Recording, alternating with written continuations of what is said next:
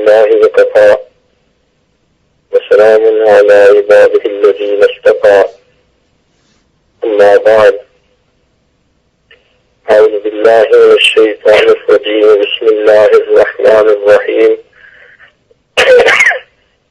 يا أيها الذين آمنوا لم تقولون ما لا تفعلون كبر مقتا عند الله أن تقولوا ما لا تفعلون وقال رسول الله صلى الله عليه وسلم المسلم من سلم المسلمون من لسانه ويده أو كما قال عليه الصلاة والسلام سبحان ربك رب العزة عما يصفون وسلام على المرسلين والحمد لله رب العالمين اللهم صل على سيدنا محمد وعلى آل سيدنا محمد وبارك وسلم اللهم صل على سيدنا محمد وعلى آل سيدنا محمد وبارك وسلم اللهم صل على سيدنا محمد وعلى آل سيدنا محمد وبارك وسلم یا ایھا الذین آمنوا اے ایمان والو، اے وہ لوگوں جو اللہ تعالیٰ اور اس کے رسول صلی اللہ علیہ وسلم کے حکموں کو ماننے کا اقرار کر چکے ہو، لم تقولون ما لا تفعلون، جو کچھ تم کہتے ہو وہ تم کرتے کیوں نہیں؟ کبیر مقتا عند اللہ، اللہ رب العزت کے نزدیک یہ بات بہت غصہ دلانے والی ہے، ان تقولوا ما لا تفعلون، کہ تم وہ باتیں کہو جو تم کرتے نہیں۔ The conference is now being recorded. اللہ رب العزت کے ہاں مومن کی زبان سے نکلے ہوئے الفاظ کی بڑی اہمیت ہے۔ چنانچہ ایک مرد اور ایک عورت ایک دوسرے کے لیے غیر محرم ہوتے ہیں، اجنبی ہوتے ہیں، ان کا ایک دوسرے کی طرف دیکھنا بھی شرعاً جائز نہیں ہوتا، خلوت میں ایک دوسرے کے پاس رہنا بھی جائز نہیں ہوتا، لیکن اگر گواہوں کے سامنے ان کا نکاح ہو جائے تو وہ میاں بیوی کی حیثیت میں آ جاتے ہیں۔ اب نکاح کے وقت مرد یا عورت کو کوئی بھاگنا دوڑنا نہیں پڑتا، ورزش نہیں کرنی پڑتی۔ مرد سے پوچھا جاتا ہے کہ کیا آپ نے اس عورت کو نکاح میں قبول کیا، اور مرد اتنے الفاظ کہتا ہے قبل تو، ہاں میں نے قبول کیا۔ اب ذرا غور کیجئے، زبان سے ایک لفظ نکلا قبل تو جس عورت کی طرف نگاہ اٹھا کے دیکھنا حرام تھا وہ بیوی بن گئی، سارے اپنوں سے بڑی اپنی بن گئی، زندگی کی ساتھی ہو گئی۔ اب یہی عورت جو انسان کی بیوی ہے، بچوں کی ماں ہے، اگر بالفرض انسان نے اس کو طلاق کا لفظ کہہ دیا تو یہ اتنا قریبی زندگی گزارنے والی پھر اس کے لیے ایک اجنبی عورت بن جائے گی۔ تو اس سے معلوم ہوتا ہے کہ مومن کی زبان سے نکلے ہوئے ایک ایک لفظ کی اللہ رب العزت کے ہاں بڑی قدر و قیمت ہے۔ اس لیے ہمارے اوپر فرشتے متعین ہیں، جو کچھ ہم بولتے ہیں وہ فرشتے اس کا ریکارڈ بنا رہے ہیں، ایک ایک لفظ ہمارا لکھا جا رہا ہے، اور قیامت کے دن ہمیں اپنی زبان سے لکھے ہوئے ہر لفظ کا جواب دینا ہوگا۔ مومن کو چاہیے کہ اپنی زبان کا اچھا استعمال کرے، زبان سے خیر کے کلمے نکالے، نیکی کی بات نکالے، لوگوں سے باتیں کرے تو خیر خواہی کی باتیں کرے، ایسی باتیں کرنا کہ جس سے لوگوں کا دل ٹوٹے، لوگوں کا دل دکھ جائے،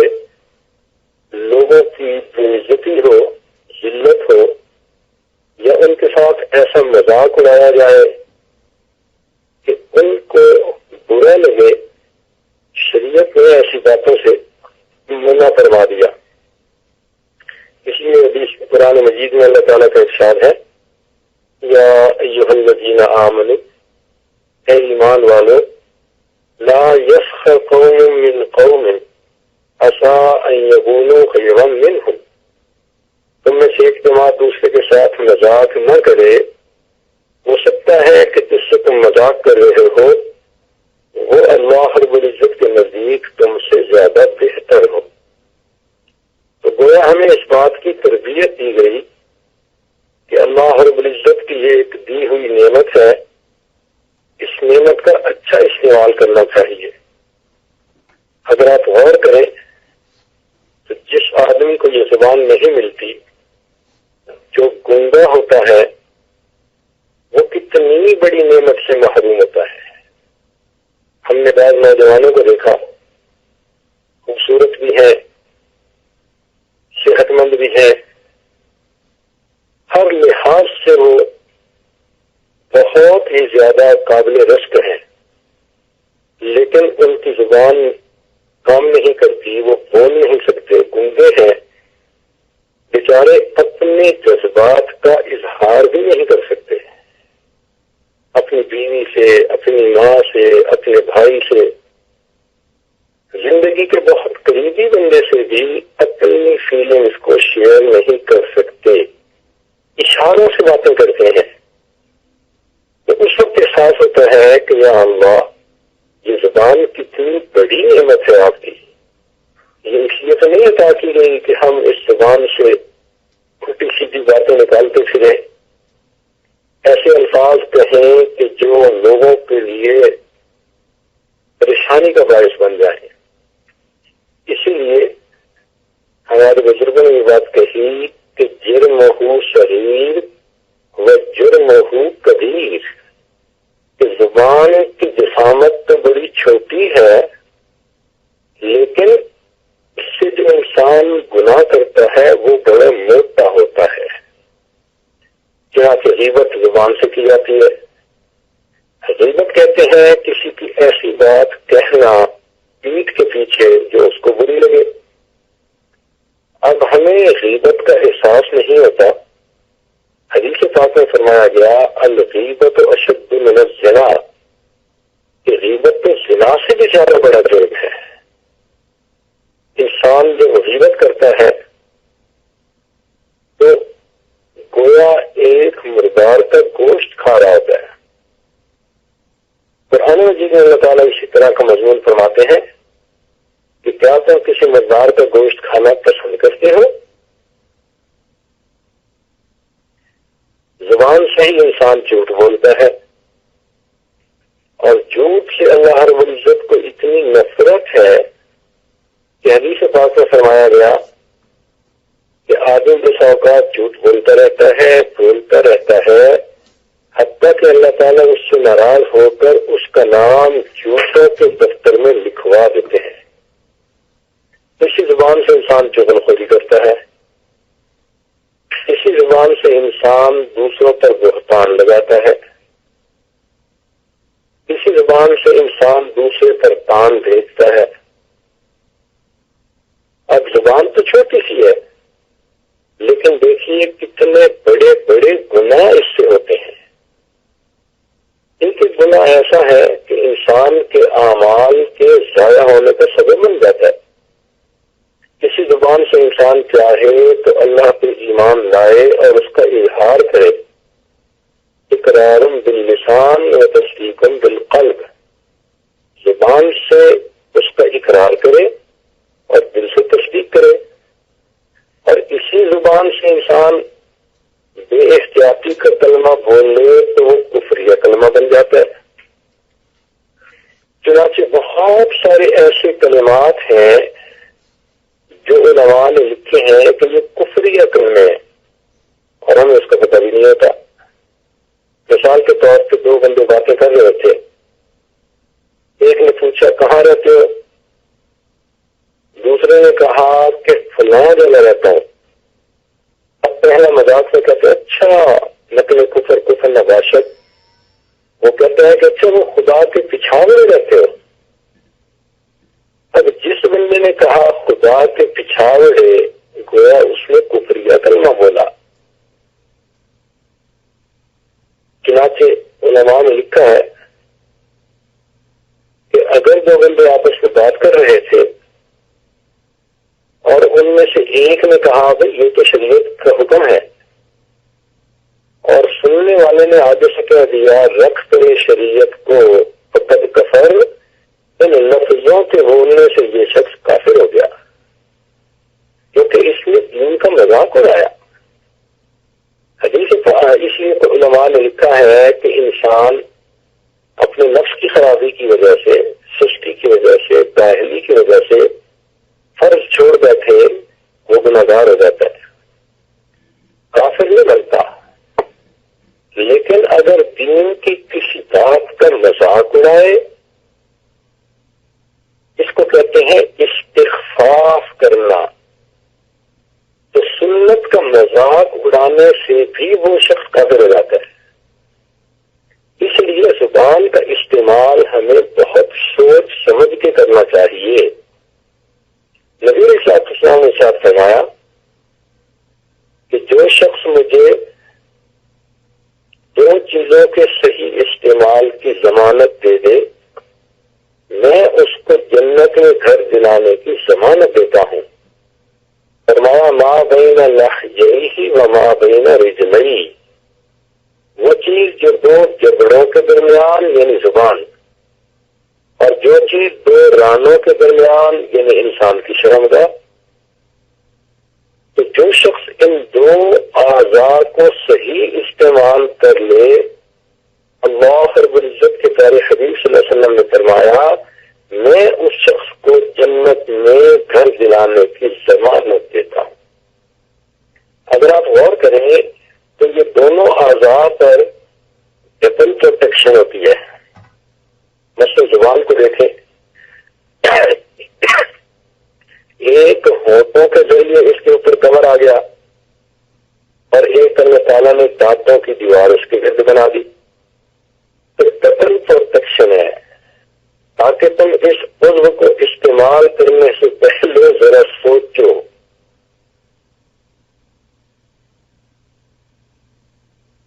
اور اللہ تعالیٰ نے زبان کے اندر کوئی ہڈی نہیں بنائی، اس کو گوشت کا بنایا، نرم بنایا. حکمت یہ تھی کہ میرے بندو تم زبان سے کڑوی کسیلی باتیں مت کہو، ایسی باتیں مت کہو جو گولی کے دوران دوسرے بندے کے دل سے جا کے لگے. میں نے زبان کو نرم بنایا، تم اس زبان سے نرم گفتگو کرنے کے عادی بنو.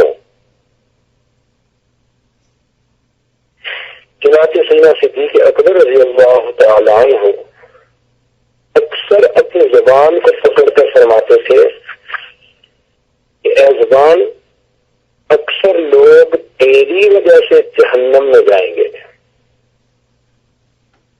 اور حدیث پاک کا مفہوم ہے ایک آدمی نیک اعمال کرتا رہتا ہے اور کرتے کرتے جنت کے بالکل قریب ہو جاتا ہے، دروازے کے قریب ہو جاتا ہے، لیکن زبان سے ایسی ناشکری کا لفظ بولتا ہے کہ اللہ تعالیٰ اس کو پیچھے کھینچ کر جہنم کے اندر الٹا پھینک دیتے ہیں. آج کسی بندے کو کمینہ کہنا آسان، ذلیل کہنا آسان، بے ایمان کہنا آسان. کل قیامت کے دن جب انبیاء تھراتے ہوں گے، جب اللہ رب العزت اپنے جلال میں ہوں گے، اس وقت اگر ہم سے پوچھ لیا گیا کہ بتاؤ تم نے فلاں کو کمینہ کیوں کہا تھا، تو ہمارے لیے اس کا جواب دینا کتنا مشکل کام ہوگا. آج وقت ہے کہ ہم اپنے جسم کے اس عضو کو اچھا استعمال کرنے کی عادت ڈالیں. نبی علیہ السلام نے ایک حدیث مبارکہ میں مسلمان کی ڈیفینیشن بتائی، تعریف بتائی، اس کو ڈیفائن کیا. ارشاد فرمایا المسلم من سلم المسلمون من لسانه ويده مسلمان وہ ہے جس سے دوسرے مسلمان زبان اور ہاتھ سے سلامتی میں رہیں۔ اب عام طور پر تو یہ سمجھا جاتا ہے کہ ہاتھ سے انسان دوسروں کو زیادہ دکھ دیتا ہے۔ لوگ کہتے بھی ہیں جی فلاں کے تو جی بڑے لمبے ہاتھ ہیں، اور جی اس نے آہنی ہاتھوں سے اس بندے کو نمٹا۔ تو عام طور پر تو ہاتھوں کا تذکرہ اس طرح سے کرتا ہے، لیکن حدیث پاک میں نبی علیہ السلام نے زبان کا تذکرہ پہلے فرمایا کہ مسلمان وہ ہے جس کی زبان اور جس کے ہاتھوں سے دوسرے مسلمان سلامتی میں رہیں، اس کے اندر ایک راز ہے۔ ہاتھوں سے تو انسان دوسرے بندے کو تب نقصان پہنچا سکتا ہے جب وہ سامنے ہو۔ اگر کوئی دور ہے اور غائب ہے تو اس کو تو نہیں نقصان پہنچا سکتا، لیکن زبان سے انسان دل آزاری جو کرتا ہے تو وہ سامنے والے کی بھی کر لیتا ہے، جو گھروں میں بیٹھے ہوں دور ہوں ان کو بھی دکھ دینے والی بات کر سکتا ہے کہ جب وہ سنے تو ان کو دکھ ہو۔ اور ہاتھوں سے تو انسان جو لوگ اس وقت زندہ ہوتے ہیں ان کو تکلیف پہنچا سکتا ہے، جو فوت ہو گئے ان کو تو نہیں پہنچا سکتا، لیکن زبان سے تو انسان ان فوت شدہ لوگوں کی غیبت کر کے ان کو بھی ایذا پہنچا سکتا ہے۔ اور ہاتھوں سے تکلیف پہنچانے کے لیے تو قوت چاہیے۔ اگر سامنے والا بندہ زیادہ طاقتور ہے تو یہ اس کے اوپر ہاتھ اٹھائے گا تو ایک مار کے دو کھائے گا، مگر زبان تو ایسا ہے کہ کمزور بھی طاقتور کا دل دکھا سکتا ہے۔ یہ بات ذہن میں رکھنا کہ تلوار کا وار انسان کے جسم پہ پڑتا ہے، زبان کا وار انسان کے دل پہ پڑتا ہے۔ وہ رشتے اور ناطے جن کو تلوار کے ذریعے سے بھی انسان نہیں توڑ سکتا، ان کو انسان زبان کے ذریعے ایک لمحے میں توڑ دیتا ہے۔ اسی لیے انسان کو چاہیے کہ اگر گفتگو کرے تو اللہ کے ذکر کے ساتھ، ورنہ خاموش رہے اللہ کی فکر کے ساتھ۔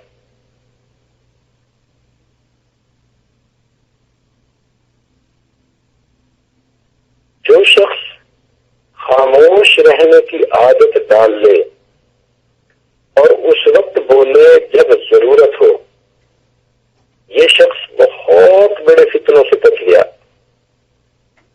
من سکت صمت ومن صمت نجا، جو خاموش رہا وہ نجات پا گیا۔ چنانچہ حضرت خواجہ باقی جلہ رحمۃ اللہ علیہ سے کسی نے کہا کہ حضرت آپ بولا کریں، نصیحت کیا کریں، لوگوں کو فائدہ ہوگا۔ تو حضرت نے فرمایا جس نے ہماری خاموشی سے کچھ نہیں پایا وہ ہماری باتوں سے بھی کچھ نہیں پائے گا۔ اسی کو علامہ اقبال نے کہا، کہہ رہا ہے شور دریا سے سمندر کا سکوت، جتنا جس کا ظرف ہے اتنا ہی وہ خاموش ہے۔ اور یہ بات تو خیر شدہ ہے۔ علی رضی اللہ تعالیٰ نے فرماتے تھے المرء تحت لسانہ، کہ بندہ اپنی زبان کے نیچے چھپا ہوا ہوتا ہے۔ جب تک بات نہ کرے کسی کو کیا پتا لکھا پڑا ہے یا جاہل، بولتا ہے اور اپنا راز کھولتا ہے۔ علماء نے لکھا ہے کہ زبان کی لغزش پاؤں کی لغزش سے زیادہ خطرناک ہوتی ہے۔ جس بندے کی زبان اس کے اوپر حکمران ہو، پھر اس کی زندگی اور موت کا فیصلہ وہی کرتی ہے۔ پاؤں سے لغزش ہوئی تو انسان کی جان چلی جائے گی، زبان کی لغزش ہوئی انسان کا ایمان چلا جائے گا۔ ایک نوجوان گالیاں نکال رہا تھا فحش کلامی کر رہا تھا. تو ایک بزرگ نے اس کو دیکھ کر کہا کہ اے نوجوان، ہوش کر، غور کر، دیکھ تو اپنے اللہ کے نام کیسا خط بھیج رہا ہے. جو ہم بولتے ہیں یہ نام اعمال اللہ کے حضور پیش ہوتا ہے. آپ یوں سوچیں کہ یہ ہمارا محبت نامہ اللہ کے سامنے پیش کیا جاتا ہے. تو ہم اپنی زبان سے بولیں تو خیر خواہی کی باتیں، نیکی کی باتیں، اچھائی کی باتیں، لوگوں کے ساتھ بھلائی کی باتیں ہوں زبان سے، تو پھر اللہ رب العزت کو خوشی. اور یہ بات ذہن میں رکھنا کہ بعض لوگ کہتے ہیں بس میں زبان سے ذرا ایسی باتیں کر لیتا ہوں، ویسے میں بہت اچھا ہوں. نہیں، جو شخص اپنے اقوال میں حیا کو سامنے رکھتا ہے وہی اپنے افعال میں بھی حیا کو سامنے رکھتا ہے. یحییٰ بن معاذ رحمۃ اللہ علیہ فرمایا کرتے تھے کہ دل کی مثال حیا کی مانند ہے اور زبان کی مثال چمچہ کی مانند ہے. جیسے چمچے سے انسان ہنڈیے سے وہی نکالتا ہے جو اس کے اندر سبزی پکی تو سبزی نکلے گی، گوشت پکا تو گوشت نکلے گا. جو سبزی میں ہے، جو ہنڈیا میں ہے، چمچے نے وہی کچھ نکالنا ہے. تو یہ زبان دل کی ہنڈیا کا چمچہ ہوتا ہے. یہ وہی کچھ زبان سے نکلتا ہے جو انسان کے دل میں ہوتا ہے. عام طور پر دیکھا ہے کہ مردوں کے ہاتھ قابو میں نہیں ہوتے، عورت کی زبان قابو میں نہیں ہوتی. زبان ایسی تلوار ہے جو کبھی جنگ آلود نہیں ہوتی. بزرگوں نے لکھا ہے کہ عالم کے سامنے بیٹھو تو اپنی زبان کو سنبھال کے بیٹھو، اور اہل اللہ کے سامنے بیٹھو تو اپنے دل کو سنبھال کے بیٹھو. اس لیے کہ لمبی زبان انسان کی زندگی کو چھوٹا کر دیتی ہے. تلوار کا وار انسان کے جسم پہ پڑتا ہے، دل کا وار انسان کے دل پہ پڑتا ہے. تلوار کا زخم جلدی منتقل ہو جاتا ہے، زبان کا زخم منتقل ہونے میں وقت لیتا ہے. ایک بزرگ کہا کرتے تھے کہ بند منہ کے اندر مکھیاں نہیں پڑتی، مکھی تو تب پڑے گی نا جب منہ کھولے گا. تو اس لیے جو انسان خاموش رہنے کا عادی ہو وہ غلطیاں بھی کم کرے گا. کہے ایک جب سن لے انسان دو، کہے ایک جب سن لے انسان دو، خدا نے زباں ایک دی کان دو. اللہ تعالیٰ نے زبان تو ایک دی ہے اور کان دو دیے ہیں کہ تم دو باتیں سنو اور پھر ایک بات کرو. اور آج کل تو بس ہم سنتے تو ہیں نہیں، بولتے ہی رہتے ہیں. تو لطیفہ بنا ہوا ہے کہ جب میری شادی ہوئی میں بولتا تھا اور بیوی میری سنتی تھی. پھر اولاد ہو گئی، پھر بیوی بولتی تھی اور میں سنتا تھا. پھر ہم دونوں بوڑھے ہو گئے تو ہم دونوں بولتے تھے اور محلے والے سنتے تھے. تو کئی دفعہ ایسے بھی ہوتا ہے کہ ایک دوسرے کی بات سنتے ہی نہیں، بس بولتے ہی چلے جاتے ہیں. تو چاہیے کہ انسان اپنی زبان سے خیر کا کلام کرے، خیر کی باتیں بولے، اچھی گفتگو کرے، نرم گفتگو کرے، پیار کی گفتگو کرے. صرف شریعت نے عورت کو کہا ہے کہ اگر اس کو کسی موقع پر ضرورت پڑے غیر محرم مرد سے بات کرنے کی تو فرمایا کہ اب تم نرم گفتگو مت کرو، فلا تخضعن بالقول فَيَطْمَعَ الَّذِي فِي قَلْبِهِ مَرَضٌ، تم نرم گفتگو مت کرو، چچے تلے انداز سے تم بات کرو، ایسا نہ ہو کہ سامنے والے کے دل میں تمہارے بارے میں طمع پیدا ہو۔ اور یہی آج کل کی غلطی ہے، عورتیں اپنے خاوند سے گفتگو کرتی ہیں تو اتنی سخت کہ جیسے سارے زبان جہان کی کرواہٹ ان کی زبان میں آ گئی، اور غیر مرد سے بولنا چاہیں گی تو ایسے نرم بولیں گی جیسے سارے جہان کا شہد ان کی زبان میں سمٹ گیا ہے۔ تو صرف ایک موقع پر شریعت نے کہا کہ عورت غیر مرد سے گفتگو کرتے ہوئے اسپاٹ سیدھی سیدھی بات کرے، ایسا انداز اپنائے کہ اگلے نے 3 باتیں کرنی ہو تو 2 ہی کر کے چپ ہو جائے، کیونکہ بات سے بات بنتی ہے۔ یہ ذہن میں رکھنا کہ بعض عورتیں یہ سوچتی ہیں کہ ہم گفتگو ہی کرتی ہیں نا، کیا ہوتا ہے؟ نہیں، یہ گفتگو ہی تو ذریعہ ہے ہر گناہ کا۔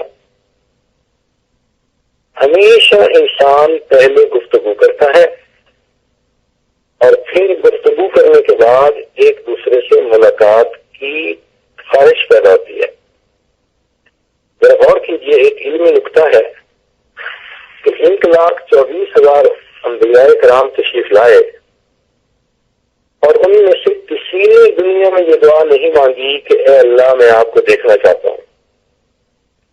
صرف حضرت موسیٰ علیہ السلام نے کہا رب ارنی انظر الیک، اللہ میں آپ کو دیکھنا چاہتا ہوں، آپ کا دیدار کرنا چاہتا ہوں۔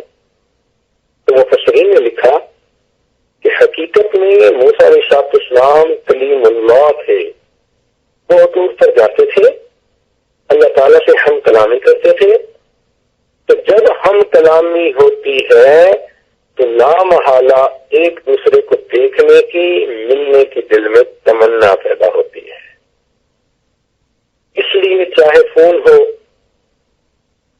ایک دوسرے کے ساتھ گفتگو کا موقع ملے تو عورت کو چاہیے کہ غیر مرد سے بہت جچی تلی بات کرے۔ بی بریف آن فون، نوجوان بچوں کے لیے یہ بہت سنہری اصول ہے، اور اگر بات کرنی شروع کر دی تو آپ سمجھ لیں کہ بس اب بات سے بات بڑھتی ہی چلی جائے گی۔ اور دوسری بات یہ کہ جھوٹ سے ہم پرہیز کریں۔ نبی علیہ السلام نے ارشاد فرمایا مومن سب کچھ ہو سکتا ہے، مومن جھوٹا نہیں ہو سکتا۔ سچ کا ہمیشہ بول بالا ہوتا ہے۔ تو جو انسان سچ بولنے کی عادت ڈالے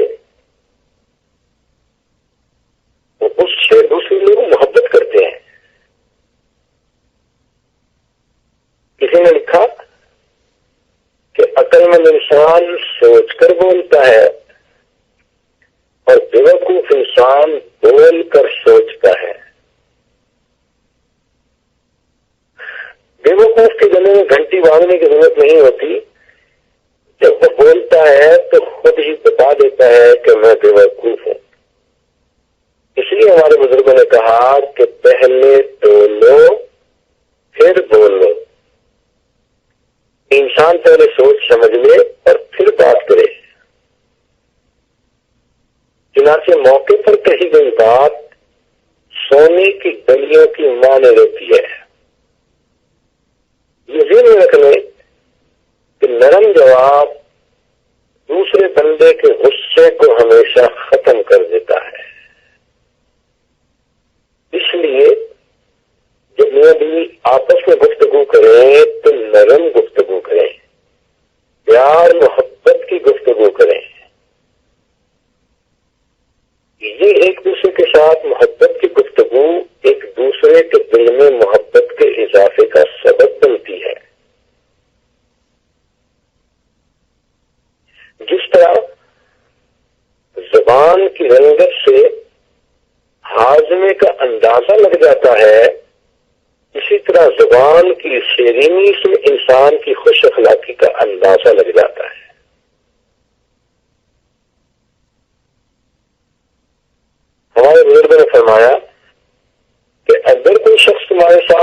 بات کرے تو تم جواب مت دو، اس لیے کہ اس کے پاس کہنے کے لیے اور بھی برے کلمات ہوں گے۔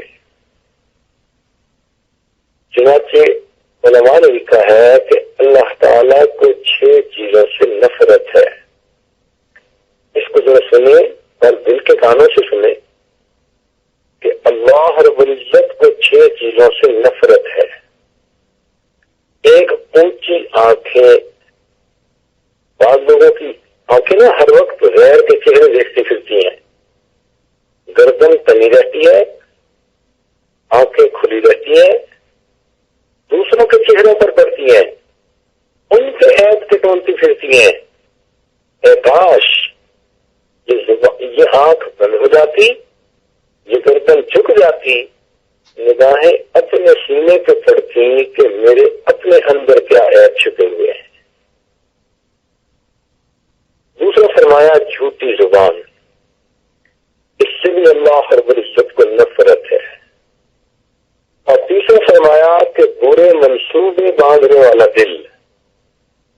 ایک دفعہ انسان اپنے دل میں گناہوں کی پلاننگ کرتا رہتا ہے کہ میں کس طرح اپنی خواہشات کو، شہوت کو پورا کر سکتا ہوں۔ ایسا برے منصوبے باندھنے والا دل اللہ تعالیٰ کو ناپسند۔ فرمایا برائی کی طرف چل کر جانے والے پاؤں اللہ کو ناپسند، اور بے گناہ بندے کو دکھ دینے والے ہاتھ۔ اگر انسان کسی بے گناہ بندے کو دکھ پہنچائے تو یہ چیز اللہ تعالیٰ کو بہت ناپسند۔ اور فرمایا کہ میاں بیوی کے درمیان جدائی ڈالنے والا انسان۔ اب آپ دیکھیں کئی مرتبہ لڑکے کے ماں باپ ایسی باتیں کرتے ہیں کہ لڑکے کے دل میں بیوی کی محبت کم ہوتی ہے، اور کبھی لڑکی کے ماں باپ ایسی باتیں کرتے ہیں کہ بیوی کے دل میں خاوند کی محبت کم ہو جاتی ہے۔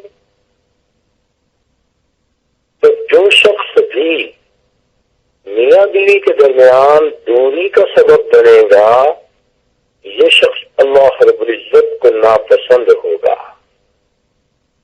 کوئی ایسی بات نہیں کرنی چاہیے کہ میاں بیوی ایک دوسرے سے خفا ہو، ایک دوسرے سے ناراض ہو، ایک دوسرے سے دور ہو۔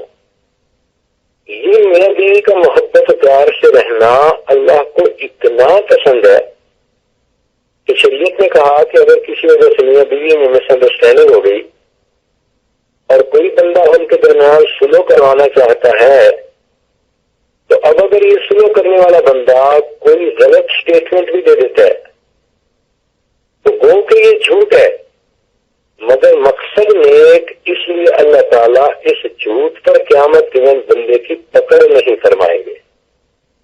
شریعت نے اپنا حق معاف کر دیا۔ اللہ تعالیٰ اتنا پسند کرتے ہیں کہ میاں بیوی آپس میں محبت و پیار سے رہیں۔ تو ہمیں چاہیے کہ ہم اپنی زبان کو اللہ تعالیٰ کی ایک نعمت سمجھیں اور اس سے ہم خیر کی گفتگو کریں۔ اللہ تعالیٰ قرآن مجید میں فرماتے ہیں وَمَنْ أَحْسَنُ قَوْلًا مِّمَّنْ دَعَا إِلَى اللَّهِ وَعَمِلَ صَالِحًا وَقَالَ إِنَّنِي مِنَ الْمُسْلِمِينَ، کہ اس سے بہتر بات کس بندے کی ہو سکتی ہے جو دوسروں کو اللہ کی طرف بلائے۔ لہذا نیکی کی طرف بلانا، نیکی کی دعوت دینا، یہ بہت اللہ کے ہاں پسندیدہ عمل۔ وہ خواتین جو اس کو زندگی کا مقصد بنا لیتی ہیں، خود بھی نیکی پر رہنے کی کوشش کرتی ہیں اور دوسروں کو بھی نیکی کی طرف بلاتی ہیں،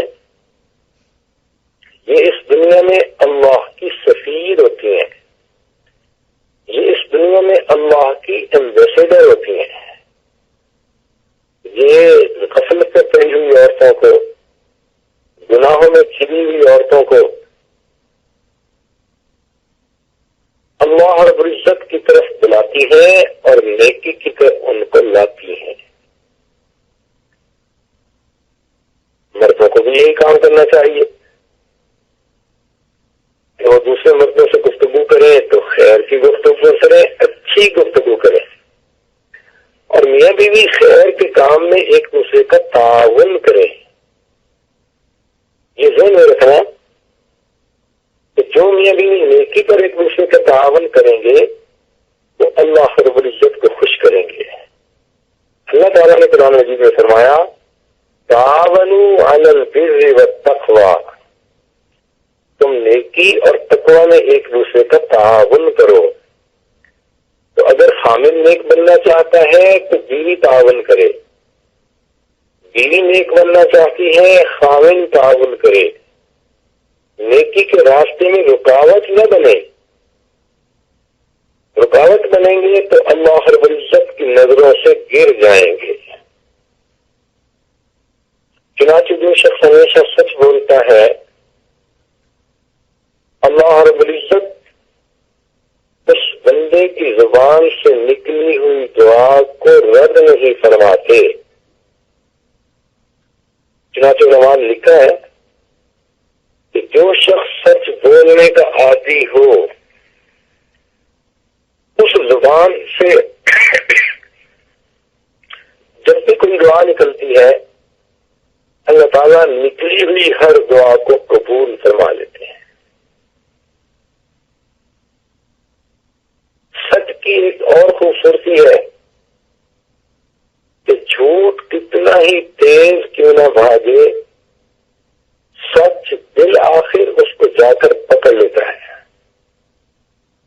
ظاہر میں یہ لگتا ہے کہ اگر ہم جھوٹ بولیں گے تو پھر ہم بچ جائیں گے، حالانکہ اللہ تعالیٰ کے پیارے حبیب صلی اللہ علیہ وسلم نے فرمایا الصدق ینجی والکذب یہلک، کہ سچ انسان کو نجات دیتا ہے اور جھوٹ انسان کو ہلاک کر دیتا ہے۔ تو سچ سے نجات ملتی ہے۔ آج کل کے زمانے میں شیطان نے جھوٹ کی نفرت دلوں سے گھٹانے کے لیے اس کے نام بدل کر رکھ دیے۔ چنانچہ اس کو بہانہ کہتے ہیں۔ بیوی کہتی ہے میں نے خاوند کے سامنے بہانہ کر دیا، خاوند کہتا ہے میں نے بیوی کے سامنے بہانہ کر دیا، حالانکہ وہ تو جھوٹ ہی ہوتا ہے۔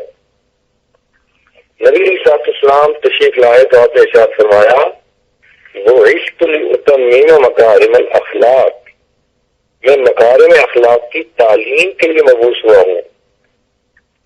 چنانچہ مکارم اخلاق میں سے دو باتیں ہیں، سچ بولنا اور سچائی کا معاملہ کرنا۔ یہ ذہن میں رکھنا کہ جھوٹ جتنا بھی تیز بھاگے سچ بالآخر اس کو جا کر پکڑ لیتا ہے۔ حدیث پاک میں آتا ہے کہ کعب بن مالک رضی اللہ تعالیٰ عنہ ایک صحابی ہے، وہ ایک موقع پر نبی علیہ السلام کے ساتھ سفر پہ نہیں جا سکے، مگر انہوں نے بہانے بنانے کی وجہ سچ بولا۔ کچھ دن ان کے ساتھ تنگی رہی، پھر اللہ کی رحمت آئی اور اللہ نے ان کی توبہ کو قبول فرما لیا اور نبی علیہ السلام نے ان کو خوشخبری عطا فرما دی۔ ایک مرتبہ عمر رضی اللہ تعالیٰ عنہ کے پاس ایک شہزادہ آیا، کافر تھا اور اس نے مسلمانوں کو بہت نقصان دیا تھا۔ تو عمر لانا چاہتے تھے کہ بس اس شخص کو تو ختم کر دیا جائے، خستم جہاں پاک۔ چنانچہ عمر رضی اللہ تعالیٰ عنہ نے جلاد کو بلوا لیا۔ ان کی عادت مبارکہ تھی عمر لانا کی کہ وہ اگر کسی پر یہ حکم نافذ کرتے تو اس سے پوچھتے تھے کہ تمہاری زندگی کی آخری تمنا۔ جب پوچھا تو وہ کہنے لگا جی مجھے آپ ایک پیالہ پانی پلا دیجیے۔ پانی اس کے ہاتھ میں دے دیا گیا۔ پانی ہاتھ میں لے کے وہ کھڑا ہو گیا اور اس کے ہاتھ کانپ رہے ہیں۔ عمر لانا نے پوچھا کہ کیا ہوا، پانی نہیں پی رہے؟ اس نے کہا کہ مجھے ڈر لگ رہا ہے ایسا نہ ہو کہ میں پانی پینے لگوں اور اس دوران یہ جلاد تلوار چلا کر میرا کام ہی ختم کر دے. تو عمر لانوں نے جلدی میں فرمایا کہ اچھا جب تک تو پانی نہیں پیے گا ہم تمہیں قتل نہیں کریں گے. یہ لفظ کہنے تھے کہ اس شہزادے نے پانی کا پیالہ زمین کے اوپر پھینک دیا اور پانی نیچے گرا دیا اور کہنے لگا کہ امیر المومنین اب آپ مجھے قتل نہیں کر سکتے.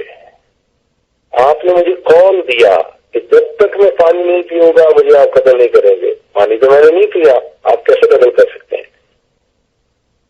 ہمارے جیسا کوئی ہوتا تو کہتا الو کا پٹھا اور جلاد کو اشارہ کرتا کہ جلدی اس پر تلوار کرو. لیکن وہ تو امیر المومنین سیدنا عمر رضی اللہ تعالیٰ عنہ تھے. فرمانے لگے ہاں میں نے کلمات تو یہی بولے ہیں, لہذا اب میں تمہیں قتل نہیں کروا سکتا. جب یہ کہہ دیا تو وہ شہزادہ کہنے لگا کہ امیر المومنین میرے دل میں اندر ان سائڈ اسلام کی عظمت بہت زیادہ تھی. میں چاہتا تھا کہ اس سچے دین کو قبول کر لوں, لیکن میرے دل میں خیال آیا کہ اگر میں کلمہ پڑھوں گا تو لوگ کہیں گے کہ موت کے ڈر کی وجہ سے کلمہ پڑھ لیا. اب میں نے ایک ایسا ہیلا کیا کہ آپ مجھے قتل تو کروا نہیں سکتے, لہذا میں اپنے اختیار سے مسلمان بننے کا اعلان کرتا ہوں. اس نے کلمہ پڑھا اور وہ مسلمان بن گیا. تو دیکھو سچ بولنے سے اللہ رب العزت کی رحمت اترتی ہے. انڈیا میں ایک مرتبہ واقعہ ہوا, گاندلا ایک گاؤں تھا جس میں ایک پلاٹ تھا. زمین کا وہ ٹکڑا ڈسپیوٹڈ تھا. ایک مسلمان کہتا تھا یہ میرا ہے اور ایک ہندو کہتا تھا یہ میرا ہے.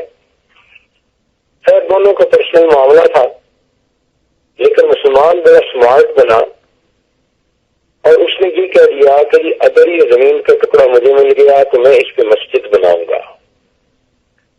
اس کو سن کر ہندوؤں نے کہا کہ اگر یہ زمین کا ٹکڑا ہمیں مل گیا تو ہم مندر بنائیں گے. لو جی پرسنل بات تھی اور وہ دونوں کی آپس کی مذہب کی بات بن گئی. مسلمانوں کے ساتھ مسلمان جمع ہو گئے اور ہندوؤں کے ساتھ ہندو جمع ہو گئے. قریب تھا کہ شہر کے اندر فساد ہوتا, خون خرابہ ہوتا, بدامنی ہوتی. کسی نے کہا کہ بھائی تم عدالت سے فیصلہ کروا لو. مقدمہ کر لیا گیا. جب مقدمے کا دن تھا تو بہت تعداد میں مسلمان بھی آئے اور ہندو بھی آئے. جج بڑا حیران تھا کہ بھائی میں کس طرح سلو صفائی سے یہ معاملہ سمیٹ دوں تاکہ کوئی بدامنی نہ ہو, لا اینڈ آرڈر سچویشن نہ ہو. اس نے پوچھا بھائی کوئی ایسی صورت ہے کہ تمہاری آپس میں سلو ہو جائے؟ تو ہندوؤں نے کہا کہ جی ہاں, ایک مسلمان ہے, ہم ان کا نام آپ کو بتا دیتے ہیں, آپ ان کو بلا لیں. اگر وہ کہیں کہ زمین مسلمان کی تو اس کو دے دیں, اور اگر وہ کہیں کہ زمین ہندو کی تو ان کو دے دیں. چنانچہ جج نے اگلی تاریخ دے دی اور اگلی تاریخ پر اسی طرح بہت سارے لوگ عدالت میں آئے. انہوں نے دیکھا کہ شاہ عبدالعزیز رحمۃ اللہ علیہ کے شاگردوں میں سے ایک بزرگ تھے, مفتی محمد حسن کاندلوی رحمۃ اللہ علیہ. ان کو جج نے بلایا ہوا تھا. جج نے ان سے پوچھا کہ بتاؤ بھائی یہ ٹکڑا زمین کا کس کا ہے؟ مسلمان مطمئن تھے کہ آخر مفتی صاحب مسجد بنانے کی بات کریں گے نا, اللہ کا گھر بنانے کی بات کریں گے. جب مفتی صاحب سے پوچھا گیا تو انہوں نے فرمایا کہ یہ زمین کا ٹکڑا تو ہندو کا ہے. جب انہیں سیکنڈ کوشچن پوچھا کہ کیا یہ شخص اس کے اوپر مندر بنا سکتا ہے, مفتی صاحب نے جواب دیا کہ جب یہ ملکیت ہے اس کی, اب یہ اپنا گھر بنائے یہ رام کا مندر بنائے، اس کو اختیار ہے، اس کی جورسڈکشن ہے یہ. اس پر جج نے ایک ہسٹوریکل ڈیسیژن دیا اور فیصلہ کر کے سنایا کہ آج کے اس مقدمے میں مسلمان تو ہار گئے لیکن اسلام جیت گیا. آج کے اس مقدمے میں مسلمان تو ہار گئے لیکن اسلام جیت گیا. جب جج نے یہ فیصلہ کر کے سنایا تو ہندو کہنے لگے کہ جج صاحب آپ نے اپنا تو فیصلہ سنا دیا، ہمارا بھی فیصلہ سن لیں. پوچھا کون سا فیصلہ؟ تو کہنے لگے کہ ہمارا فیصلہ یہ ہے کہ جب دین اسلام سچ کی اتنی تلقین کرتا ہے اور سچا دین ہے تو پھر ہم بھی کلمہ پڑھتے ہیں، مسلمان ہونے کا اعلان کرتے ہیں اور یہ بھی کہتے ہیں کہ اب اس جگہ پر ہم مسجد یعنی اللہ کا گھر بنائیں گے. تو دیکھیے سچ بولنے سے ہمیشہ اللہ کی رحمت اترتی ہے. کئی لوگ بڑی عبادت کرتے ہیں لیکن جھوٹ نہیں چھوڑتے، وہ عبادت کا اثر نہیں ہوتا. اسی لیے کہنے والے نے کہا کہ رام رام جپ گیا میری جبیا گھس گئی. جبیا کہتے ہیں زبان کو. رام رام جپ گیا میری جبیا گھس گئی، رام نے دل وچ وسیا ایک ہی دھاڑ پئی، گل وچ مالا کاٹ دی تے من کے لے پرو، دل وچ گھنڈی پاپ دی رام جپیا کی ہو. اگر دل میں ہی پاپ کی گھنڈی ہے تو زبان سے رام رام کرنے سے کیا ہوگا؟ ہمیں چاہیے کہ ہم اپنے دل سے سچی پکی گناہوں سے توبہ کریں اور اپنے اللہ کے حضور عہد کریں کہ اللہ ہمیں آئندہ نیکوکاری پرہیزگاری کی زندگی عطا فرما دیجیے اور ہمیں دین کی خدمت کے لیے اللہ قبول کر لیجیے. اگر ہم قبول ہو گئے تو یہ اللہ رب العزت کا ہم پر احسان. جو لوگ دین کا کام کرتے ہیں، تعلیم تعلم کا، پڑھنے پڑھانے کا، لوگوں کے اندر خیر پھیلنے کا، یہ اللہ رب العزت کے پسندیدہ بندے ہوتے ہیں. انہیں چاہیے کہ اللہ تعالیٰ کا شکر ادا کریں. کسی نے کہا منت منے کی خدمت سلطان کنی، منت ازو شناس کے در خدمت گزاشتت. دوست تو بادشاہ پر احسان نہ جتلا کہ تو بادشاہ کی خدمت کرتا ہے. ارے بادشاہ کی خدمت کرنے والے لاکھوں، یہ بادشاہ کا تجھ پر احسان ہے، اس نے تجھے خدمت کے لیے قبول کر لیا ہے. تو اگر اللہ رب العزت ہمیں دین کی خدمت کے لیے قبول کر لے تو یہ اللہ رب العزت کا ہم پر احسان ہے. ہم دعا گو ہیں کہ اللہ تعالی ہمیں زبان کو صحیح استعمال کرنے کی توفیق عطا فرمائے، دین کی محنت کے لیے، خدمت کے لیے، دعوت کے لیے، تعلیم حاصل کرنے کے لیے، تعلیم دینے کے لیے اللہ تعالیٰ اس زبان کو استعمال کرنے کی توفیق عطا فرمائے اور اپنے آخری وقت میں اسی زبان سے اللہ تعالیٰ ہمیں اونچی آواز سے کلمہ پڑھ کر اس دنیا سے جانے کی توفیق عطا فرمائے. وآخر دعوانا ان الحمد للہ رب العالمین. جزاک اللہ حضرت جی. حضرت جی کچھ سوال تھے، کچھ پوچھ رہے تھے کہ مراقبہ کرنے کا کیا طریقہ ہوتا ہے؟ جیسے ابھی آپ نے فرما دیا، وہ کہتے ہیں کہ دل میں کچھ عجیب سی گھبراہٹ سی ہوتی ہے جب بندہ مراقبے کے لیے بیٹھتا ہے. مراقبہ؟ جی حضرت جی. ہاں، اصل میں وہ گھبراہٹ نہیں ہوتی بلکہ ایک نیا عمل جب کیا جاتا ہے تو انسان کو وہ انوکھا سا لگتا ہے. اور جب کرنا کرتے رہنا شروع کرتا ہے تو پھر وہ عمل آسان ہوتا ہے. اس کی مثال یوں سمجھیں کہ جس بندے نے ڈرائیونگ سیکھنی ہو، وہ جب پہلے دن ڈرائیونگ سیٹ پر بیٹھتا ہے تو اس کو مصیبت نظر آتی ہے. ساتھ انسٹرکٹر بھی بیٹھا ہوتا ہے لیکن وہ چلاتے ہوئے ایسے دیکھ رہا ہوتا ہے سامنے آنے والی گاڑی کو اور اس نے اسٹیئرنگ کو اتنا زور سے پکڑا ہوتا ہے جیسے گاڑی کہیں بھاگ کے جا رہی ہو، اور اگر سنگل روڈ ہے تو وہ کہتا ہے کہ بس گفتگو مت کرو، مجھے گاڑی کو کراس کرنے دو. تو آدھے گھنٹے کی ڈرائیونگ سے وہ تھک بھی جاتا ہے. لیکن جب اسی بندے کو ڈرائیونگ کی مشق ہو جاتی ہے تو پھر یہ 10 گھنٹے بھی ڈرائیونگ کرتا ہے تو اس کو انجوائے کرتا ہے، پریشان نہیں ہوتا. اسی طرح مراقبہ شروع جب کیا جاتا ہے تو ابتدائی چند دنوں میں ذرا اجنبیت سی محسوس ہوتی ہے، لیکن بیٹھے رہنے سے پھر طبیعت کے اندر جیسی جاذبیت آتی ہے کہ انسان کا دل اللہ کی یاد میں ڈوبنے کو کرتا ہے. پھر کیسی کیفیت ہوتی ہے کہ دل کے آئینے میں ہے تصویر یار، جب ذرا گردن جھکائی دیکھ لی.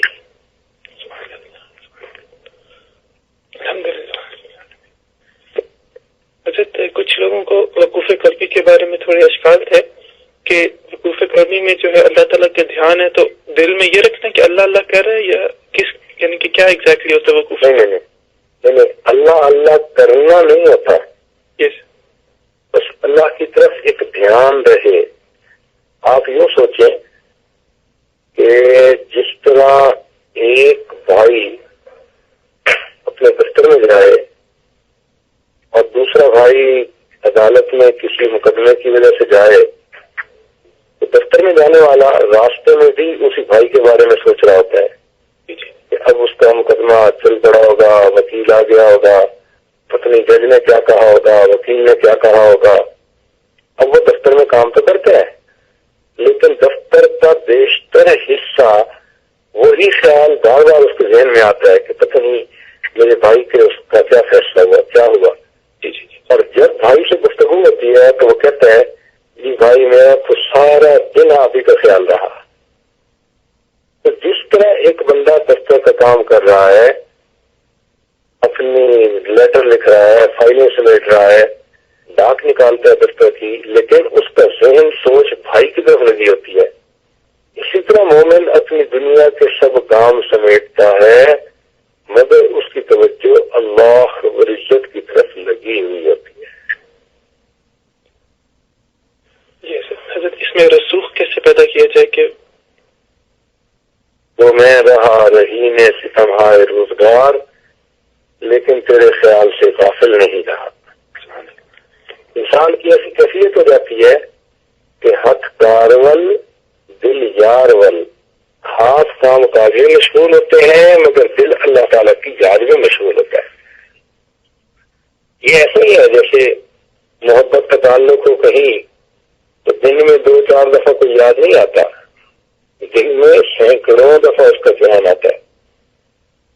جب مومن کو اللہ رب العزت سے محبت ہوتی ہے تو پھر اللہ تعالیٰ کی طرف بھی سینکڑوں دفعہ انسان کی سوچ جاتی ہے، اور اللہ کی طرف یہ سوچ کا جانا، توجہ کا جانا، اسی کو وقوف قلبی کہتے ہیں.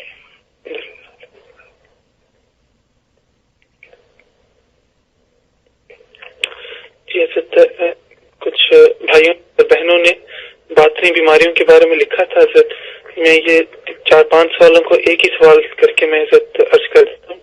جی کہہ رہے تھے کہ ضد، غصہ بہت زیادہ آ جاتا ہے، لوگوں کے بارے میں بدگمانی بہت زیادہ آ جاتی ہے. مثلا یہ کہ کسی نے میرے بچے کو ڈانٹ دیا تو ایک دم غصہ اور بدگمانی آنا شروع ہو جاتی ہے. اور یہ کہ نیگیٹو خیالات، منفی خیالات بہت زیادہ آتے ہیں. اور یہ کہ وہم اور شک و شبہات بہت زیادہ ہوتے ہیں. وساوس بہت زیادہ ہوتے ہیں، بلکہ ایسے وساوس کی کلاس ہی کینسل ہو جائے. لیکن یہ کہ جب کلاس ہوتی ہے تو پھر ہوتا ہے کہ نہیں میں کر لوں.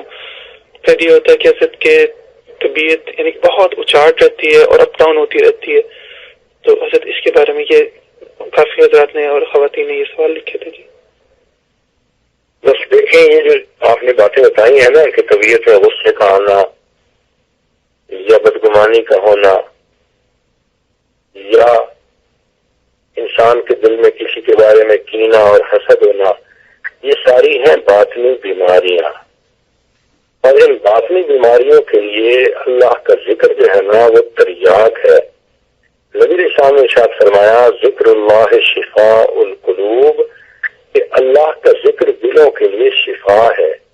لہذا جو یہ مراقبہ بتایا گیا اس کے بتانے کا بنیادی مقصد ہی یہی تھا کہ جب اس کو آپ گھر میں کریں، بار بار کریں، تو پھر اللہ کی محبت دل میں آتی ہے اور یہ باطنی بیماریاں ساری کی ساری انسان کے اندر سے ختم ہو جاتی ہیں، انسان کی اصلاح ہو جاتی ہے۔ لہذا ذکر کی کثرت سے انسان کے اندر کی باطنی بیماریاں ختم۔ ہمارے بزرگوں نے اس کو یوں کہا کہ فکر کی گندگی ذکر سے دور ہوتی ہے۔ فکر کی گندگی سے مراد یہ تھا کہ سوچ گندی ہو، نیگیٹو تھنکنگ ہے اور ہر وقت کسی نہ کسی کے بارے میں عیب ذہن میں ہے اور بدگمانی ذہن میں ہے، اس کو فکر کی گندگی کہا گیا۔ تو فرمایا کہ فکر کی گندگی ذکر سے دور ہوتی ہے، لہٰذا جو مراقبہ وغیرہ بتایا گیا اس کو پابندی سے آج سے کرنا شروع کریں، انشاءاللہ چند دنوں کے اندر خود اللہ تعالیٰ نقشے دکھا دیں گے ان کو۔ ایک بہن نے سوال لکھا تھا کہ مراقبے میں یعنی کہ کسی کو امیج لانا ہوتا ہے ذہن میں یا کوئی پکچر لانی ہوتی ہے یا اس قسم کا کچھ؟ نہیں، کوئی امیج نہیں لانا ہوتا، کوئی امیج نہیں لانا ہوتا، کوئی تصور نہیں سوچنا ہوتا، کوئی منظر نہیں سوچنا ہوتا، صرف یہ نیت شروع کرنی ہوتی ہے کہ اللہ رب العزت کی رحمت میرے دل میں آ رہی ہے، دل میں سما رہی ہے اور اس پر میرا دل اللہ اللہ اللہ یہ میرا دل بول رہا ہے اور میں اسے سن رہا ہوں۔ جب انسان دھیان کر کے بیٹھتا ہے نا اللہ اللہ کا ذکر سننے کا، جیسے قرآن مجید کی کیسٹ چل رہی ہو تو بندہ آرام سے بیٹھ کے کیسٹ سنتا ہے، تو مراقبہ نہیں کہتے ہیں کہ میں دل کی کیسٹ بج رہی ہے، اللہ اللہ کر رہی ہے، تم پاس بیٹھو اور اس کو سنو۔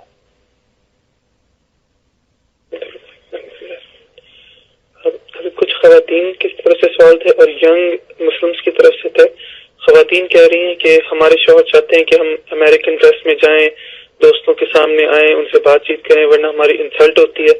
اور ینگ مسلمس انگلش میں کہہ رہے تھے کہ جی وی آر انڈر پریشر کہ ہم ڈائیورٹ فرام اللہ تعالیٰ، کہ ہم چاہتے ہیں کہ ہم دین سیکھنا چاہیں لیکن اگر ہمارے ابو امی چاہتے ہیں کہ ہم فارماسسٹ بنے، ڈاکٹر بنے، لیکن ہم چاہتے ہیں کہ ہم دین سیکھیں، تو اس میں کیا ہمارے اوپر ریسپانسبلٹی ہوگی کہ ہم اپنے پیرنٹس کو ڈس اوبے کر رہے ہیں؟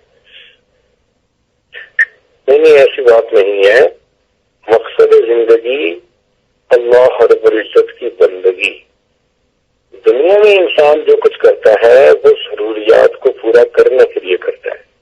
ہم جو خاص طور پر عورتیں پڑھتی ہیں، انگریزی کی تعلیم پاتی ہیں، تو وہ ضرورت کے تحت کرتی ہیں کہ اس تعلیم کو پائے بغیر انسان کو اچھی زندگی گزارنے کا پتہ ہی نہیں چلتا، وہ اپنے بچوں کو تعلیم کا خیال ہی نہیں رکھ سکتی، ان کو گائیڈ بھی نہیں کر سکتی۔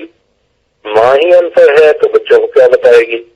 تو تعلیم ضرورت ہے، لیکن اللہ رب العزت کو راضی کرنا انسان کی زندگی کا مقصد ہے۔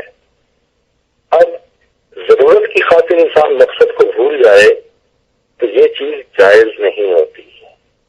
لہذا جیسے بھی انسان زندگی گزارے یہ چیز ہر وقت سامنے رہے، لباس ایسا ہو، طور طریقہ ایسا ہو کہ جو اللہ تعالیٰ کے حکم کے مطابق ہو۔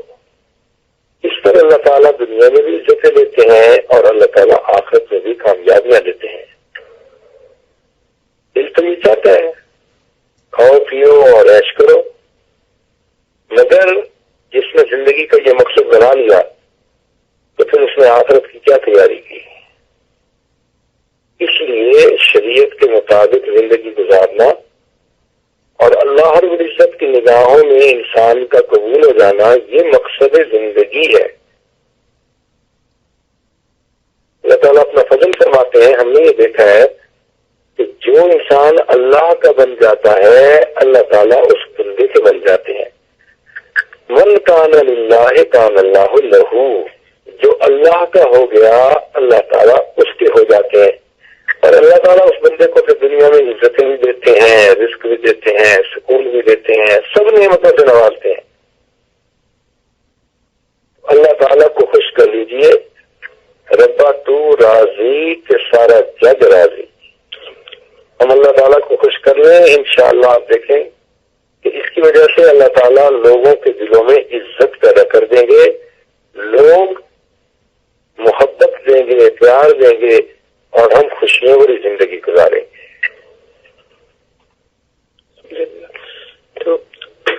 حضرت عائشہ صدیقہ رضی اللہ تعالیٰ عنہ نے ایک مرتبہ نصیحت کی تھی. ایک صحابی نے کہا تھا کہ ام المومنین آپ امت کی ماں ہیں, آپ نصیحت کریں. انہوں نے نصیحت یہ فرمائی تھی کہ اگر تم مخلوق کو خوش کر کے اللہ کو ناراض کرو گے تو اللہ تعالیٰ مخلوق کے دل میں تمہاری بے وقتی پیدا کر دیں گے, اور وہ مخلوق جس کو تم نے خوش کیا وہ اندر سے تمہیں برا سمجھے گی. اور اگر کسی موقع پہ مخلوق کو ناراض کر کے تم نے اللہ کو خوش کر لیا تو اللہ تعالیٰ اس مخلوق کے دل میں تمہاری محبت ڈال دیں گے. وہ جو اوپر اوپر سے تمہاری مخالفت کر رہے تھے اندر سے وہ بھی تمہارے عقیدت مند اور محبت کرنے والے بن جائیں. ہم نے تو یہ دیکھا ہے کہ انسان جو شریعت کے اپنے آپ کو شریعت کے حوالے کرتا ہے تو پھر اللہ کی مدد ہوتی ہے, عزتیں اللہ دیتا ہے, پھر اللہ ایسے بندوں کو عزتوں سے نوازتے ہیں.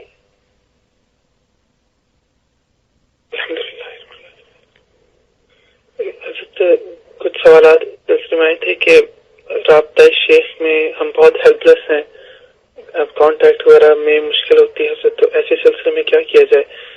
بہت سے لوگ چاہ رہے تھے. رابطہ شیخ کا یہی طریقہ ہے کہ جیسے اب آپ لوگوں نے یہ درس کا سلسلہ شروع کیا تو جو بھی رابطہ رکھنے والے ہیں ایک تو وہ درس باقاعدگی سے سنیں, اور دوسرا وقتاً فوقتاً ٹیلی فون کا رابطہ اگر کر سکتے ہوں تو کرنے کی کوشش کریں.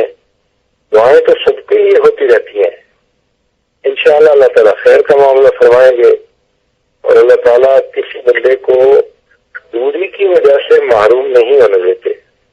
روحانیت کی دنیا میں جسمانی دوری کچھ حیثیت نہیں رکھتی. آپ ذرا غور کریں کہ اگر فرض کرو مشرق میں ایک سوئچ لگا ہوا ہے اور مغرب کے اندر بلب لگا ہوا ہے, تو جیسے ہی سوئچ دبایا بجلی 1 سیکنڈ کے اندر دنیا کے دوسرے کنارے لگا ہوا بلب آن کر دیتی ہے. تو جب بجلی کے لیے دنیا کے فاصلے کوئی حیثیت نہیں رکھتے تو روحانیت کے نور کے لیے دنیا کے فاصلے کیا حیثیت رکھتے ہیں؟ اس لیے اگر دور رہے گا, دل میں محبت رکھے, جو تلقین کیا گیا بتایا گیا اس کے مطابق معاملات کرے, زندگی نیکی پر گزارے, تو وہیں بیٹھے بھی بندے کو یہ روحانی نعمت ملتی ہے. اس لیے امام ربانی مجدد ثانی رحمۃ اللہ نے لکھا ہے کہ روحانیت کی دنیا میں جسمانی فاصلے کوئی حیثیت نہیں رکھتے, روحانی فاصلے نہیں ہونے چاہیے.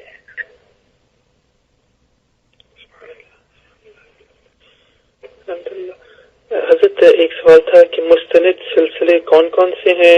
کوئی بہن کہی تھی کہ ہماری فیملی کوئی سلسلہ غوثیہ میں پتہ نہیں بیت ہے, تو کون سے سلسلے مستند ہیں سر جس کے اندر 4 سلسلے مستند ہیں جن کی امت کے تمام علماء اور مشائخ نے تصدیق کی ہے. ان میں قادریہ, چشتیہ, نقشبندیہ, سہروردیہ, یہ 4 مین بڑے سلسلے ہیں.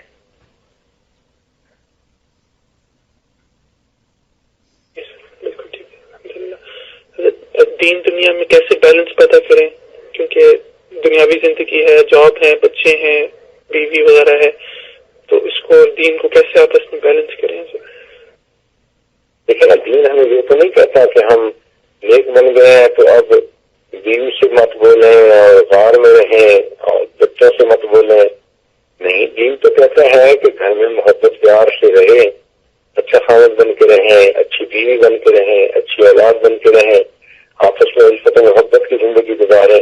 تو دین تو محبت پیار کی زندگی کو پسند کرتا ہے.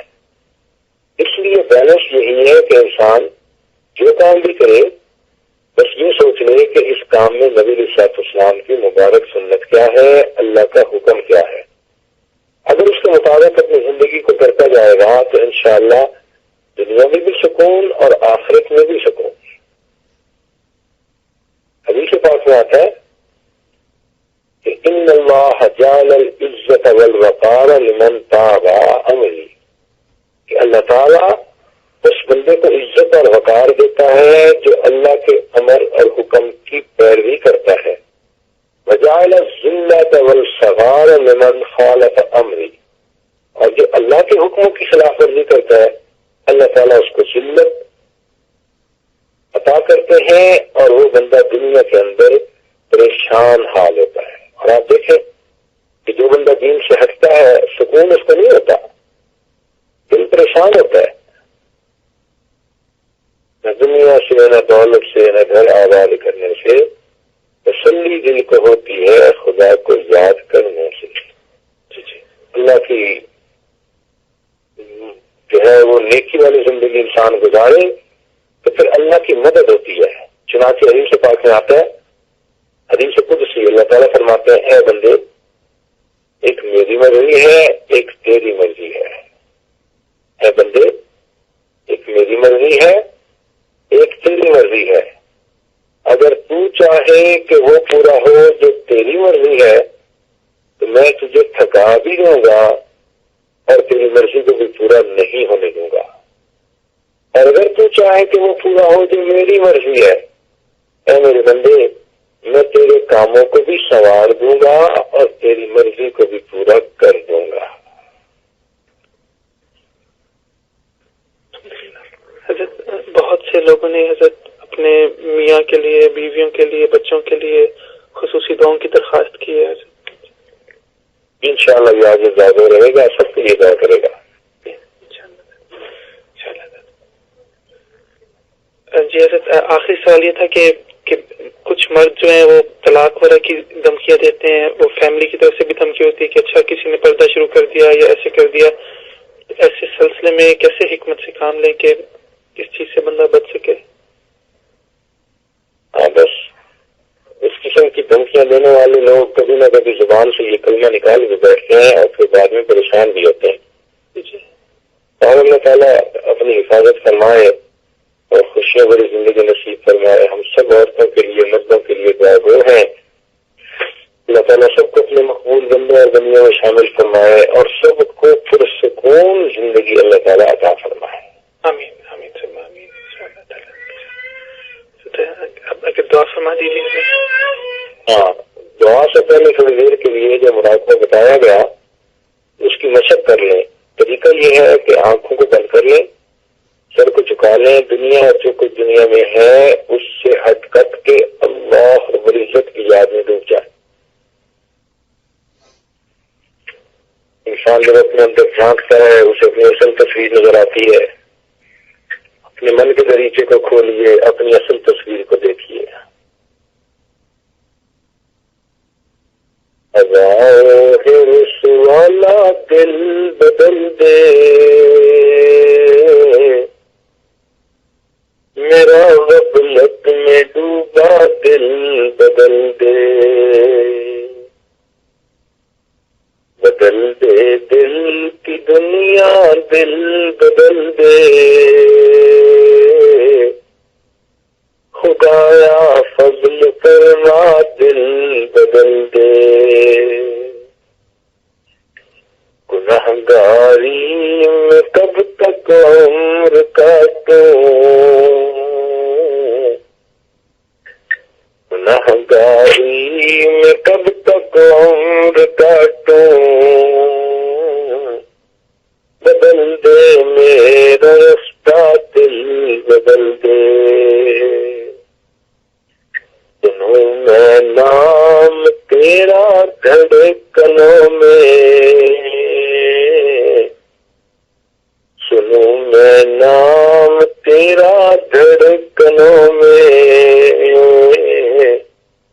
مزہ آ جائے مولا دل بدل دے، ہٹا لوں آنکھ اپنی معصیت سے، یوں میں تیری خاطر دل بدل دے، تیرا ہو جاؤں اتنی آرزو ہے، بس اتنی ہے تمنا دل بدل دے، میری فریاد سن لے میرے مولا، بنا لے اپنا بندہ دل بدل دے، لا الہ الا اللہ محمد رسول اللہ۔ دعا کر لیجیے۔ سبحان ربی العلی وحاب اللہم صلی علی سیدنا محمد وعلی آل سیدنا محمد وبارک وسلم۔ اے مالک، ہم آپ کے آگے مسکین بندے ہیں، ہمارے گناہوں کو معاف فرما، ہماری خطاؤں سے درگزر فرما، ہمارے عیبوں کی پردہ فرما۔ اللہ ہماری نگاہوں کو پاک فرما، دلوں کو صاف فرما، سینوں کو اپنی محبت سے لبریز فرما۔ اے اللہ ہمیں برے دن سے محفوظ فرما، بری رات سے محفوظ فرما، برے کاموں سے محفوظ فرما، برے انجام سے محفوظ فرما، ہدایت ملنے کے بعد گمراہی سے محفوظ فرما، عزتیں ملنے کے بعد ذلت سے محفوظ فرما۔ رب کریم جسمانی بیماریوں کو دور فرما، روحانی بیماریوں کو دور فرما۔ جو مشکلات اپنے اندر حسد کی وجہ سے، عجب کی وجہ سے، کینہ کی وجہ سے پریشان ہے، اے اللہ ان کی اصلاح فرما، اور ان روحانی بیماریوں سے اللہ ہمیں نجات عطا فرما۔ رب کریم اولادوں کی خوشیاں نصیب فرما، گھروں کے اندر میاں بیوی کو آپس میں خوشیوں بھری زندگی گزارنے کی توفیق عطا فرما۔ اللہ عزتوں کی روزی نصیب فرما، عزتوں کی زندگی نصیب فرما، قیامت کے دن اپنے سامنے عزتوں کے ساتھ کھڑا ہونا نصیب فرما۔ رب کریم ہمارے مشکلوں کو آسان فرما، اٹکے کاموں کا ہونا آسان فرما، کلچے کاموں کو اپنی رحمت سے سلجھا۔ رب کریم جو مانگا وہ بھی عطا فرما، جو مانگنا چاہیے تھا ہم نہیں مانگ سکے ہمیں وہ بھی عطا فرما۔ پروردگار عالم جنہوں نے خاص دعاؤں کے لیے کہا، سب کی نیک مرادوں کو پورا فرما، بے اولادوں کو نیک اولاد عطا فرما، جو صاحب اولاد ان کے اولادوں کو نیکوکار بنا، فرمانبردار بنا، ماں باپ کی آنکھوں کی ٹھنڈک بنا۔ جن گھروں میں جوان بچے بچیاں موجود ہیں، اللہ ان بچوں کے مستقبل کو روشن فرما، ماں باپ کے لیے فرض ادا کرنا آسان فرما۔ ہمارے والدین عزیز اقارب مشائخ جو فوت ہو چکے ہیں ان کی مغفرت فرما، اور جن کی آپ نے مغفرت کر دی تو ان کے اعلی درجات عطا فرما۔ ربنا تقبل منا انك انت السميع العليم تب علينا انك انت التواب الرحيم صلى الله تعالى على حبيبه سيدنا محمد وآله وأصحابه أجمعين برحمتك يا أرحم الراحمين۔